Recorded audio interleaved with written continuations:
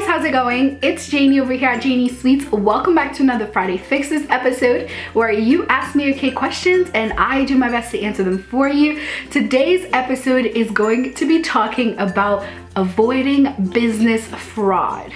Now, the reason why I wanted to make this video today is because recently, actually a couple months back now, I received a letter, right, that I didn't know was fraudulent, but upon digging a little further into it, I realized that it was, and thank God I didn't pay any money before I figured that out, because that would have been a disaster. Trying to get that money back, or even, God forbid, they stole my identity or whatever, would have been a headache to deal with. So I'm going to teach you all the red flags that I looked for that helped me determine that this letter was fraudulent.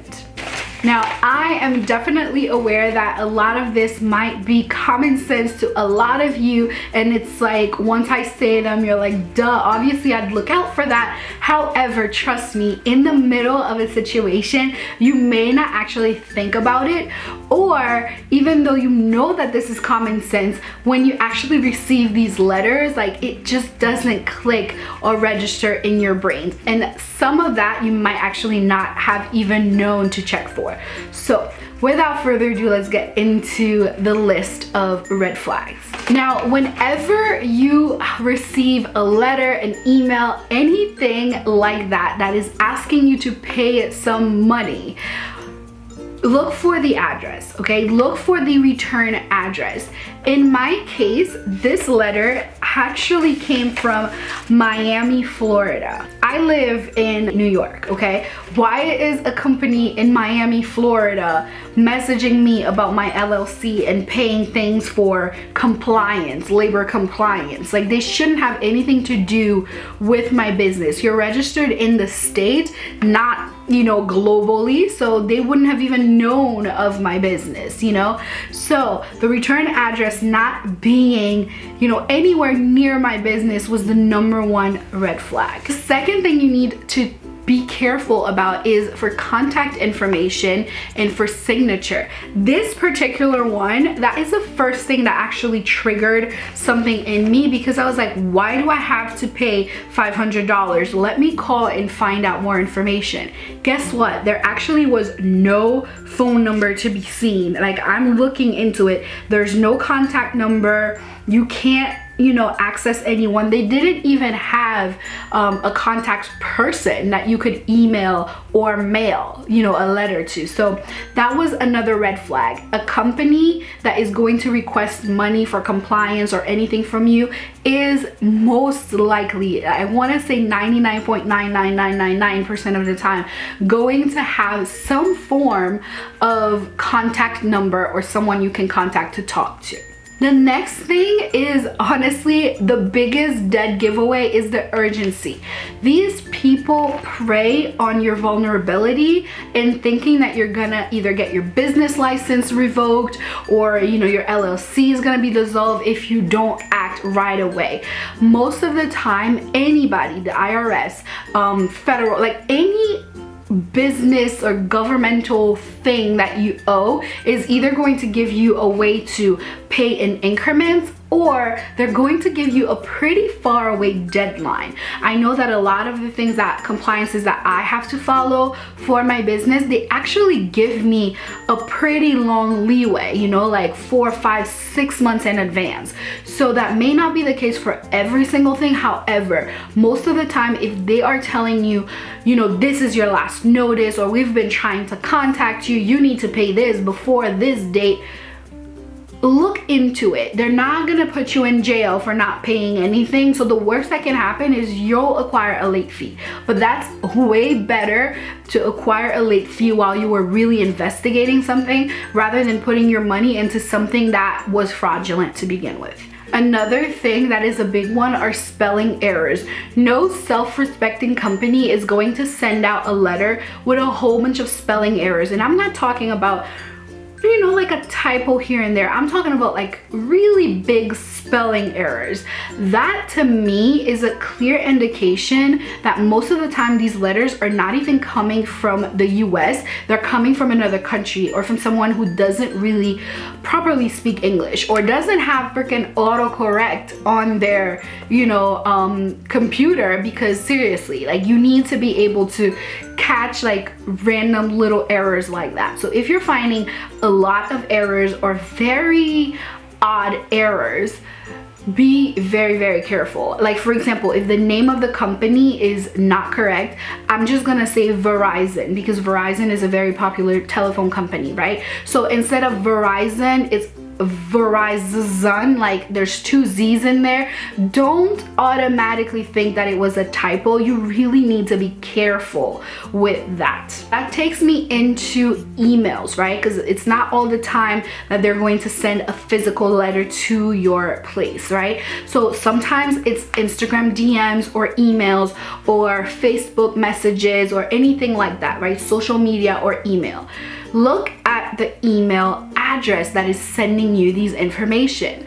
A lot of times, whenever you see like a weird, wonky, fishy email address, don't take that for granted. It probably is a burner email. You know how people have like a burner cell phone where if, you know, the ish hits the fan, they just drop it and they're out. So the same thing can go for email addresses. So be very careful what email address is sending you the message.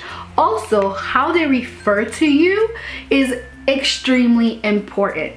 A lot of times when people address me as Dear Janie's Sweets, that is the first red flag for me that I don't even need to be reading that email, because you should know that Janie's Sweets is my business name and not my name, right? Instead of Dear Janie, they would put Dear Janie Sweets. So you can kind of assume that it's a computer generating these kinds of emails and not really a person. The next thing is, if it's too good to be true, it probably is.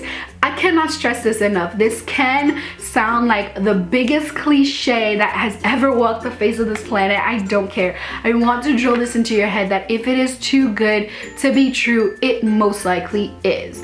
I want to talk to you guys about a story that was too good to be true that happened to my friend. But before that, I want to talk about the next point, which is do not, never accept checks from a company. Don't do it. Okay, not only can the check bounce, it could also be fraudulent, and then you have no way to trace it and to say, oh, it came from this place or that place. Okay, don't accept check from people. Just don't do it. All right, now I'm gonna talk about the story, what happened to my friend. He is a chef and he used to do caterings and whatnot. He now owns a restaurant, but before he used to do private party caterings. Now somebody had contacted him to do, an event, and they were going to pay him a pretty significant amount of money. Now, don't get me wrong. My friend is an amazing, amazing, amazing chef. However, they were not very well known. For that reason, for someone to come to you and offer you like a crazy amount of money to come cater, their party was a little bit fishy, okay? Not to discredit his work, he's amazing. However, he was just not that well known. So for that person to come willingly offer him that amount of money was fishy to begin with. But they went ahead with the transaction. He was supposed to, he had his date. He has everything set up, okay? He goes to cash the check. Now, the teller at the bank is the person who caught the fraudulent check and told him, this is a fraudulent check. Now, mind you, this could have been laundered money. This could have been drug money. This could have been money that somebody was trying to like hide because, they didn't want people to see it. So it was not good, clean money. So he went back to the person, tried to get in touch with them, never heard from them again. With all of that being said, I really want you guys to be careful when you're accepting checks from people. Using a third-party service like PayPal or something like that will honestly save you a lot of trouble, because to use PayPal, you need to kind of have an account. You need to put in a lot of information. So PayPal has ways to track people down and track where they're getting their money.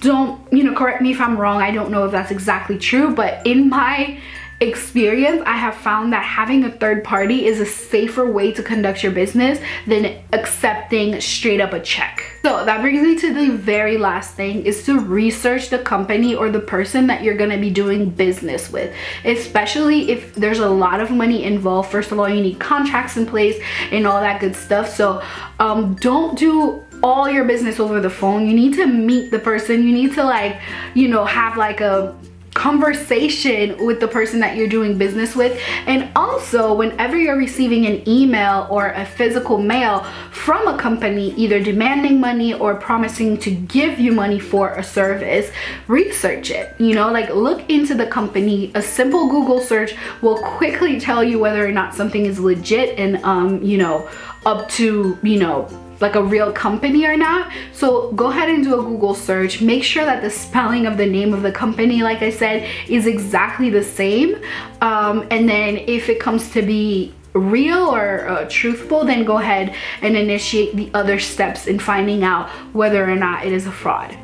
Also, as a bonus tip, which I almost forgot to talk about, is try to figure out how they want money from you. A lot of times, if it is a fraud, they will not accept credit cards or debit cards. They will only accept cash, money order, or a check. Okay? So don't do it. If they don't accept a credit card or a debit card, just do not pay them. In this instant, they actually did not. They said that you can send a check or a money order to that address in Florida. Yeah, okay, I'm gonna send you a check or a money order. All right. So anyways, you guys, I do hope that this video was helpful to somebody out there. I hope that, you know, it gave you some kind of insight and some kind of tools to enable you to figure out if something is a fraud and then how to deal with it properly. You should never ever interact with the person themselves. If you feel like you have been a victim of the fraud, make sure that you alert authorities, either by, you know, bringing the letter or the email to your police station. I'm not sure what the proper steps would be, but honestly, I hope you never have to deal with that in your business. So with all of that being said, you guys, I love you. I hope you've enjoyed this video. Give it a thumbs up if you did. If you found it helpful, send it to your friends and family, and also subscribe to the channel so that you do not miss out on any of my future videos. I love you guys. I'll talk to you next time.